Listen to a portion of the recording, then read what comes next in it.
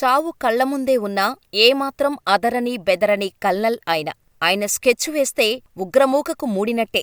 అంత పర్ఫెక్టుగా ఉంటుంది ఆయన ప్లానింగ్. ఆయన ఏదైనా ఆపరేషన్ చేపట్టాడని ఏమాత్రం తెలిసినా, లేదా ఆయనే వస్తున్నారని తెలిసినా ఉగ్రవాదులు పరుగులు పెట్టేవారు.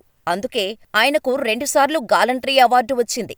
స్కూల్లో ఉన్నప్పుడు ఓ రోజు టీచర్ విద్యార్థులందరినీ పెద్దయ్యాక ఏమవుతారు అని అడిగితే ఫ్రెండ్స్ అందరూ డాక్టర్, ఇంజనీర్ అవుతా అని చెబితే అశుతోష్ మాత్రం సోల్జర్ని అవుతా అని చెప్పారు. అప్పుడు సరదాగా చెప్పారనే అంతా అనుకున్నారు. కానీ క్లాసులు పెరిగే కొద్దీ సైన్యంలో చేరాలన్న ఆశ, కోరిక అశుతోష్లో పెరుగుతూనే వచ్చింది. ఒకానొక టైంలో సైన్యంలో ప్రాణాలు పోవటం తప్ప జీతాలు ఉండవు, ఫ్యామిలీకి ఎక్కడో దూరంగా ఉండాలి అని ఫ్రెండ్స్ చెప్పారు. భరతమాత కోసం, దేశ ప్రజల భద్రత కోసం ప్రాణాలు వదిలితే తప్పేముంది అని నవ్వుతూ అశుతోష్ సమాధానం చెప్పేసరికి ఫ్రెండ్స్ అంతా ఆశ్చర్యపోయారు. ప్రేమ, పెళ్లి, ఉద్యోగం, ఆరోగ్యం ఏ సమస్యలైనా కేవలం మీ ఫోటో మరియు చేయి చూసి సంక్రాంతి వరకు ఉచితంగా జ్యోతిష్యం చెప్పబడెను. ఈ క్రింది నెంబర్ను సంప్రదించండి.